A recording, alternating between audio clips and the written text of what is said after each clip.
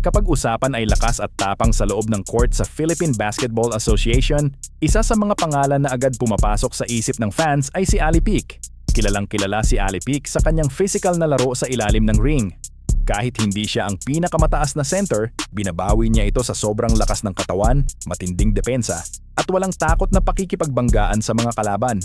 Isa sa kanyang pinakamalaking kontribusyon sa koponan ay ang rebounding at inside scoring. Sa tuwing may mintis na tira, madalas si Pique ang unang nakakakuha ng bola dahil sa kanyang timing, hustle, at determination. Pero higit sa lahat, kilala rin siya sa kanyang signature move, ang baby hook shot.